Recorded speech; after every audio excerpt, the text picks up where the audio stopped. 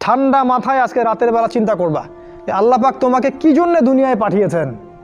একটু চিন্তা করবা, 1 মিনিট একটু চিন্তা করবা যে তুমি পৃথিবীতে নাই, তুমি পৃথিবীতে নাই, তুমি মারা গেছো। চিন্তা করবা তুমি মারা গেছো। এরপর চিন্তা করবা তুমি যে মারা গেছো পৃথিবীর কারো কোনো সমস্যা হচ্ছে কিনা। তুমি যে মারা গেছো পৃথিবী কি থেমে আছে? তোমার পরিবার থেমে থাকবে? তোমার শিক্ষা, তোমার বন্ধু বান্ধব, তোমার আত্মীয় স্বজন কেউ থেমে থাকবে? কেউ থেমে থাকবে না। তুমি পৃথিবীতে থাকো বা না থাকো কারো কিছু আসে যাবে না। আল্লাহ পাক তোমাকে যে পৃথিবীতে রেখেছেন একটা সুযোগ খালি দিয়েছেন, যাতে তুমি আল্লাহর দ্বীনের জন্য কিছু করতে পারো। এটাই আল্লাহ তোমার কাছে চান, আর কিচ্ছু চান না। আর কিচ্ছু আল্লাহ তোমার কাছে চান না। আল্লাহ চান তুমি একজন ভালো মানুষ হও, ভালো মুসলিম হও এবং দ্বীনের জন্য কিছু খেদমত করে পৃথিবী থেকে বিদায় নাও। এই দিন তুমি ছাড়াও বিজয়ী হবে ইনশাআল্লাহ। তুমি থাকো বা না থাকো এই দিন কিন্তু বিজয়ী হবেই। হয় তোমাকে নিয়ে হবে অথবা তোমাকে ছাড়াই হবে। জীবনের উদ্দেশ্য ফিক্স করো। জীবনের উদ্দেশ্য একটাই, জান্নাত। জান্নাত পাওয়ার জন্য যা করা দরকার তাই করতে হবে। কোরআন হাদিস মেনে চলা থেকে শুরু করে আমল করা, আদব আখলাক সব কিছু এর মধ্যে চলে আসবে ইনশাআল্লাহ। আল্লাহ পাক তোমাকে পথ দেখাবেন। আগে তুমি জীবনের উদ্দেশ্য ফিক্স করো। একটা কথা বলি, সবাই তোমাদেরকে বলবে জীবনে সফল হতে হবে। অনেক কথা আমি বলছি আমার ব্যক্তিগত অভিজ্ঞতা থেকেই বলছি। আল্লাহ পাক আলহামদুলিল্লাহ ফার্স্ট সেকেন্ড ছাড়া রেজাল্ট আমাদের হতো না।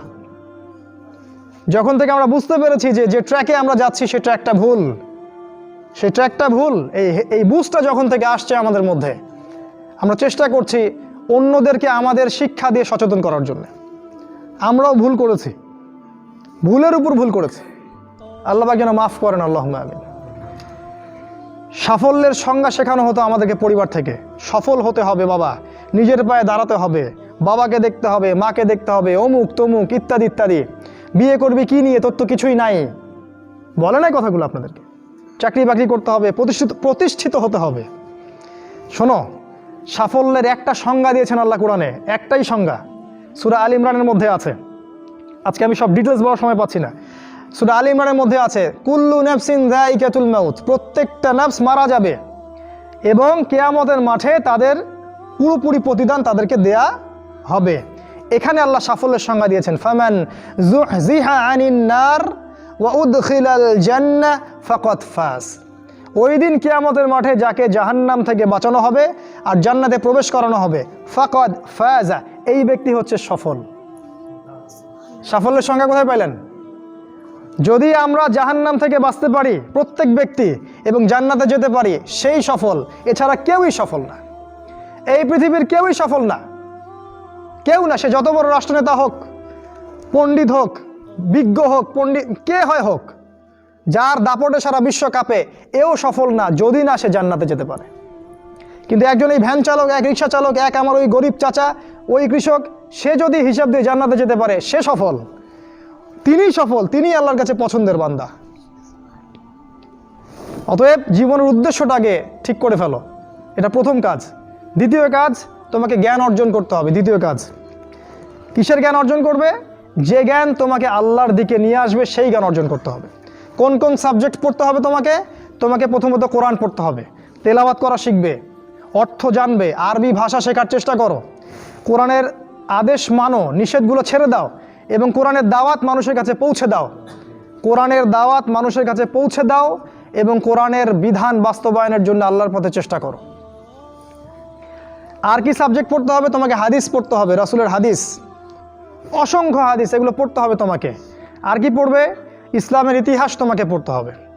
ইসলামের ইতিহাস জানবে না তাহলে হীনমন্য জাতি হবে।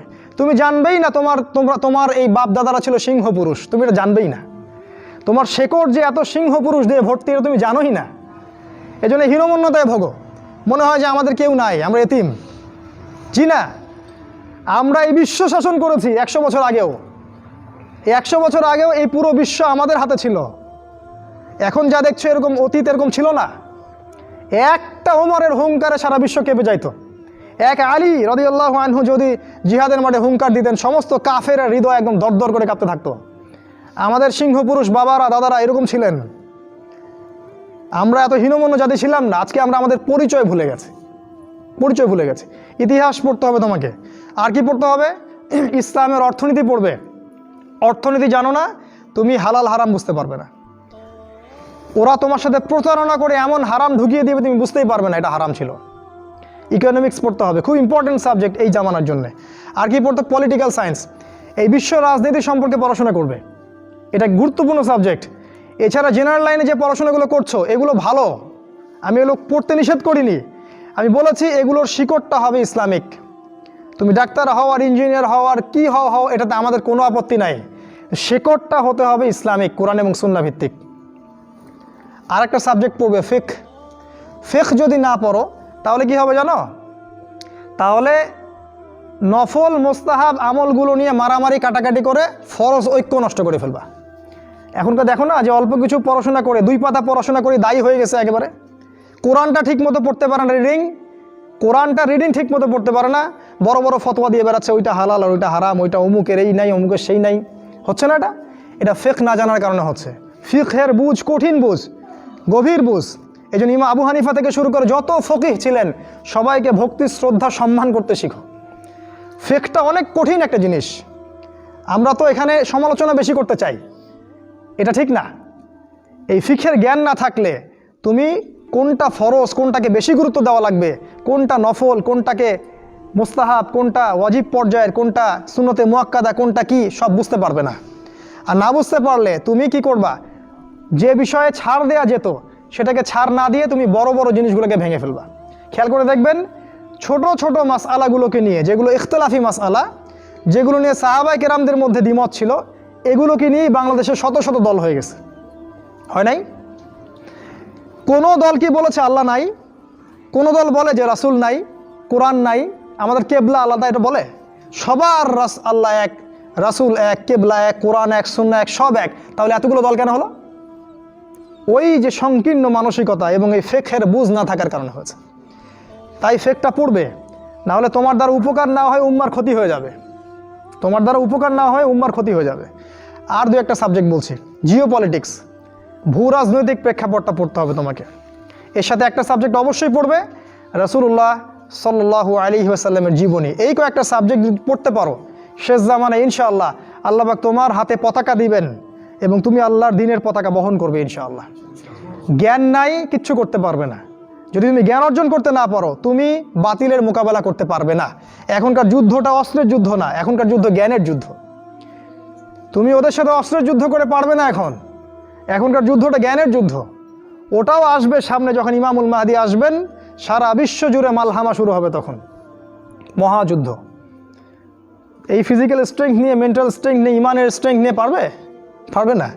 জ্ঞান অর্জন করো, কারণ রাসূল সাল্লাল্লাহু আলাইহি ওয়াসাল্লামকে প্রথম আল্লাহ আদেশ করেছেন ইকরা, পড়ুন পড়ুন পড়ুন। জ্ঞান নাই, সমাজ সংস্কার করতে পারবে না।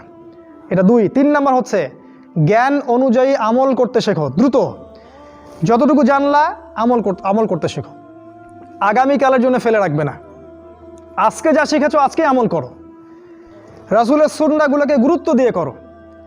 যেখানে ইসলাম প্রশস্ততা দিয়েছে সেখানে প্রশস্ততা প্রদর্শন করো, যেখানে প্রশস্ততা নাই সেখানে ওটাই মেনে চলো। ইসলাম একটা প্রশস্ত রিলিজিয়ন, এখানে অনেক কিছু প্রশস্ততা আছে, সেই প্রশস্ত ইসলাম ফলো করো, আমলগুলো করো। প্রতিদিন 5 ওয়াক্ত সালাত মসজিদে জামাতের সাথে পড়তে হবে। যখন তুমি রমাজান মাস পাবে, সওম রাখতে হবে। জাকাতের সম্পদ আসলে জাকাত দিবে। মানুষের সাথে ভালো আচরণ করতে শিখো, উম্মাহকে ঐক্যবদ্ধ করতে শিখো, কোরআনের জ্ঞান অর্জন করো, সুন্নাহর জ্ঞান অর্জন করো এবং জানা অনুযায়ী আমল করে তুমি তোমার নিজের ভিতরে একটা পরিবর্তন নিয়ে আসো। পবিত্র হওয়ার চেষ্টা করো, সব পাপ থেকে তওবা করে ফিরে আসো। রাসূলের সুন্নাহগুলোকে গুরুত্ব দাও। A to Z, বাথরুমে যাওয়া থেকে শুরু করে তোমার জীবনের প্রতিটা ক্ষেত্রে নবীজির সুন্নাহগুলোকে তোমার উপর বাস্তবায়ন করো। নিজের উপর সুন্নাহ নাই, তুমি সমাজে সুন্নাহ বাস্তবায়ন করতে পারবে না। 3 নাম্বার। 4 নাম্বার, আদর্শ পরিবার গড়ে তোলো। আদর্শ পরিবার গড়ে তোলার জন্য তোমাকে তাড়াতাড়ি বিয়ে করতে হবে। তোমার সামর্থ্য আছে, শারীরিক মানসিক সামর্থ্য আছে, রুজির একটা ব্যবস্থা আছে, বিয়ে করে ফেলো, দেরি করবে না। বিয়ে করে ফেলো, দেরি করবে না।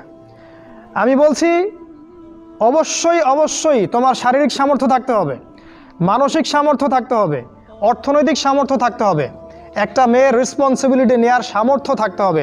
সামর্থ্য হয়ে গেলেই তুমি বিয়ে করে ফেলবে, আর কোনো দিকে দেখার দরকার নাই। এমনকি তোমার যদি একাধিক বিয়ে করার সামর্থ্য থাকে সেটাও তোমাকে করতে হবে। যার একাধিক বিয়ে করার সামর্থ্য আছে সে যদি না করে সেটাই তার জন্য গুনার কাজ। জি, এই কথাগুলো বলার সাহস পায় না অনেকে, এই কথাগুলো বলার সাহস হয় না, আলেমদেরই হয় না। 2টা বিয়ে করলে মানুষ আবার কি মনে করবে, আমার মনে হয় চরিত্রের সমস্যা ইত্যাদি ইত্যাদি। আরে বোকা, তাহলে কোরআনের মধ্যে 4টা বিয়ের কথা আসলো কেন? আল্লাহ পাক কি এমনি এমনি আয়াত নাজিল করলেন নাকি? আল্লাহ পাক খুব ভালো করেই জানেন ছেলেদের চেয়ে মেয়েদের সংখ্যা বেশি হবে, অনেক ছেলে মারা যাবে, মেয়েরা সমাজে বেঁচে থাকবে। কত অসংখ্য এতিম মেয়ে সমাজে পড়ে আছে, অসংখ্য বিধবা মেয়ে সমাজে পড়ে আছে। ওদের দায়িত্ব নিতে হবে না? কে নিবে ওদের দায়িত্ব? যদি ছেলেরা দায়িত্ব না নেয় কে দায়িত্ব নিবে? ওই মেয়েগুলা কি সমাজের প্রজাপতি হয়ে থাকবে? ওরা কি পতিতালয়ের সম্পত্তি হবে? ওদের অধিকার নাই? এখানে অধিকার দিলে আমরা চরিত্র খারাপ হয়ে যায়। আর এদের সাথে তোমরা সারা দেশে এবং বিশ্বে জেনা করে বেড়াচ্ছ, এগুলাতে চরিত্র খারাপ হয় না। একটা ছেলে বিয়ে করার পরেও 10টা মেয়ের সাথে পরকীয়া করে, এটাতে চরিত্র খারাপ হয় না। কিন্তু যদি আরেকটা বিয়ে করে তখন সমাজের মানুষ তাকে বাঁকা চোখে দেখা শুরু করে। এটা জাহিলিয়াত, এটা পুরো সম্পূর্ণ মক্কার জাহিলিয়াত চলছে। দ্রুত বিয়ে করো, বিয়ে করে আদর্শ পরিবার গঠন করবে। পরিবারটা এত শক্তিশালী হবে যে পরিবারের ভিতর যেন কোনো রকম শিরক, কোনো বেদাত, কোনো কুফর, কোনো হারাম ঢুকতে না পারে। পারবে না ইনশাআল্লাহ? ইনশাআল্লাহ। 5 নাম্বার, তোমার সন্তানদেরকে মানুষ করে যাও। কালকে তুমি থাকবে না, তোমার সন্তানরা বেঁচে থাকবে। এক একটা সন্তান, এই যে বাচ্চাগুলোকে এমনভাবে বড় করতে হবে যাতে এরা আগামী দিনের ওমর হয়, আগামী দিনের হামজা হয়, আগামী দিনের খালিদ বিন ওয়ালিদ রাদিয়াল্লাহু আনহু হতে পারে ইনশাআল্লাহ। নিজে কি করেছি সারা জীবন বৃথা চলে গেল। নিজের সাথে যা হয়েছে হয়েছে, বাচ্চাদের সাথে আর রিস্ক নেবেন না। বাচ্চাদেরকে ধ্বংস করবেন না আল্লাহর ওয়াস্তে। ওদেরকে আল্লাহর পথে দিয়ে দিন, দিন শেখান, কোরআন শেখান, হাদিস শেখান, ডিনামাইট করে গড়ে তোলেন। 7 নাম্বার, হালাল রিজিক অন্বেষণ করো তোমরা। রিজিকটা যত ছোট পেশা হোক না কেন, যদি হালাল হয় অবশ্যই সেটাই উত্তম। আর যত বড় পেশা হোক না কেন, যদি হারাম হয় সেটা তোমার জন্য জাহান্নামে যাওয়ার কারণ হবে। অনেক বড় পদ আছে কিন্তু সেখানে ঘুষ আছে, সুদ আছে, প্রতারণা আছে, সেখানে যাবে না। আল্লাহর ওয়াস্তে সেখান থেকে দূরে থাকো। আর তুমি যদি কৃষক হয়ে থাকো, তোমার রুজির মধ্যে হালাল থাকে, তুমি কৃষিকাজ করেই সংসার চালাও, কোনো সমস্যা নেই ভাই, কোনো সমস্যা নাই। লজ্জার কিছু নাই, অপমানের কিচ্ছু নাই। তুমি আল্লাহর কাছে প্রিয় বান্দা। আল্লাহ পাক বলেছেন, ইন্নাল্লাহ তাইয়্যিব লা ইকবালু ইল্লা তাইয়্যিব। আল্লাহ পাক পবিত্র, পবিত্র রিজিক ছাড়া তিনি গ্রহণ করেন না। সারা জীবনের ইবাদত কবুল হবে না যদি আপনার রিজিকের মধ্যে হারাম থাকে। কিচ্ছু করার নাই, নবীর কথা পাল্টাতে পারবেন না। সারা জীবন সুদ ঘুষ খেয়ে বছর বছর হজ উমরা করবেন আর হাজি সাহেব লকব লাগাবেন, ওইসব করে লাভ নাই আল্লাহর কাছে, কোনো লাভ নাই। ওইরকম হজ আবু জেহেলও করতো, আবু জেহেল হজ করতো এরকম। ওইসব হজ উমরা আল্লাহ পাকের কাছে দেখায় লাভ নাই। রিজিক হতে হবে পিওর, পরিশুদ্ধ, যেটা খুব ডিফিকাল্ট। এই জন্যে আপনাকে নাসিহা করছি, কৃষিভিত্তিক অর্থনীতির দিকে চলে আসেন। কৃষিভিত্তিক অর্থনীতি, এটা আপনার জন্য ভালো হবে ইনশাআল্লাহ। আর ব্যবসা ভিত্তিক, কটা বললাম? 7, 8, আর 2-3টা বলে শেষ করছি। 8 নাম্বার হচ্ছে শারীরিকভাবে শক্তিশালী থাকতে হবে। এর জন্য আপনাকে নিয়মিত ব্যায়াম করতে হবে, নিয়মিত ফিজিক্যাল এক্সারসাইজ বলেন, জিম বলেন, অন্যান্য যে বিষয়গুলো আছে এগুলো আপনাকে করতে হবে। যে খাবারগুলো আপনি খাবেন, প্রত্যেকটা খাবার বিশুদ্ধ কিনা অবশ্যই পরীক্ষা করে খাবেন। এমন কোনো খাবার খাবেন না যে খাবার প্রস্তুত করেছে ওরা, অর্থাৎ ওরা, বুঝতে পারছেন কারা? কারণ ওদের খাবারের মধ্যে এমন কিছু থাকে যেটা আপনাকে আস্তে আস্তে আস্তে আস্তে ধ্বংস করে দিবে। এত ক্যান্সারের রোগী আগে ছিল, এত ডায়াবেটিসের রোগী আগে ছিল, এই যে প্রেশার, হাবি জাবি, স্ট্রোক এগুলো আগে ছিল না। এগুলো রোগ আগে ছিল না। বিগত এই 50 বছরে দেখবেন এমন এমন সব রোগ এত বেশি বেশি করে বাসা বেঁধেছে যে আমাদের প্রজন্মের পর প্রজন্ম ধুকে ধুকে মারা যাচ্ছে এখন। অতএব খাবারের ব্যাপারে সচেতন থাকবেন। এমন খাবার গ্রহণ করবেন না যে খাবারটা বিশুদ্ধ না, যে খাবারটা ম্যানুফ্যাকচার, সেটা গ্রহণ করবেন না। মানে মানুষ ওই কলকারখানায় তৈরি করেছে এমন খাবার খাবার খাবেন না। নিজে খাবার উৎপাদন করে খান, নিজে চাষ করে খান, খাঁটি জিনিস খুঁজে খুঁজে খাবেন। আল্লাহর ওয়াস্তে এটা নসিহা করছে এই কারণে, আপনি প্রচণ্ড অসুস্থ হয়ে যাবেন যদি আপনি ওদের খাবার খান। আজকে বুঝতে পারবেন না, যখন হবেন তখন আমার কথা বুঝতে পারবেন। এটা কত বলো? 8, 9 নাম্বার, মুসলিম উম্মাহ। আর 2টা বলে শেষ করছি। 9 নাম্বার হচ্ছে মুসলিম উম্মার মাঝে এই যে বিভক্তি চলছে, আপনি বিভক্তিটাকে দূর করে একটা জায়গায় নিয়ে আসার চেষ্টা করেন। কিভাবে করবেন? নতুন একটা দল খুলতে হবে না। আপনি যদি একটা প্রতিষ্ঠান করে থাকেন, একটা ফাউন্ডেশন করে থাকেন, একটা সংগঠন করে থাকেন, যেটাই করে থাকেন, আপনি যদি এতটুকু নসিহা গ্রহণ করেন যে হ্যাঁ, এই শততা বিভক্ত এই উম্মার প্রত্যেকেই আমার ভাই, সে যে মাযহাবই হোক আর যে তরিকাই হোক, সে আমার ভাই, সেও মুসলিম আমিও মুসলিম, তার সাথে আমার কিছু বিষয়ে হয়তো দ্বিমত আছে, কিন্তু এই না, তার মানে এই না যে সে কাফের আর আমি মুশরিক, সে কাফের আর আমি মুসলিম, এমন নয়। প্রত্যেকেই আমার ভাই। প্রত্যেকটা দলের মধ্যে যদি ভালো ভালো কিছু পান, সেই ভালোটুকু আপনি গ্রহণ করেন। আপনি দেখবেন প্রতিটা দলের মধ্যেই ভালো না কিছু আছে, আছে না? নাকি নাই, সবই খারাপ? প্রত্যেকটা ইসলামপন্থী দলের মধ্যেই ভালো কিছু না কিছু অবশ্যই আছে, সেই ভালোটাকে আপনি নিয়ে নেন, ব্যাস হয়ে গেল। আর প্রতিটা ইসলামপন্থী দলের মধ্যে দেখবেন কিছু না কিছু বিতর্কিত বিষয় আছেই, নাকি সব 100% পারফেক্ট আছেই, ওগুলোকে আপনি ছেড়ে দেন, দিয়ে আপনি সবাইকে নিয়ে বসার চেষ্টা করেন, যেটাই করবেন সবাইকে নিয়ে করার চেষ্টা করেন। হ্যাঁ, এখানে মতবিরোধপূর্ণ যে মাসআলাগুলো আছে, এখানে আপনি উদারতা প্রদর্শন করুন, ফিকহের ব্যাপারে উদারতা প্রদর্শন করুন, আকীদার ব্যাপারে আপনি স্ট্রং থাকেন, ব্যাস। এভাবে আপনি উম্মার মধ্যে একটা ঐক্য আনতে পারবেন ইনশাআল্লাহ। আর এই উম্মার ঐক্য যদি না থাকে, তাহলে আগামী দিনগুলোতে এই উম্মাকে বাঁচাতে পারবে না কেউ না। এই উম্মার ঐক্য যদি ধ্বংস হয়ে যায়, যেটা হয়ে গেছে প্রায়, এই অবস্থা যদি চলতে থাকে আগামী 10 বছর, এই উম্মার ধ্বংস কেউ ঠেকাতে পারবে না ইল্লা মাশা আল্লাহ। খুবই কনসিয়াস থাকেন, এটা ফরজ জিনিস। ওয়াতাসিমু বিহাবলিল্লাহি জামিআ, আল্লাহ পাক বলেছেন আল্লাহর রজ্জু একসাথে শক্ত করে ধরো, এটা আল্লাহর আদেশ। আর যেটা আল্লাহর আদেশ সেটা ফরজ।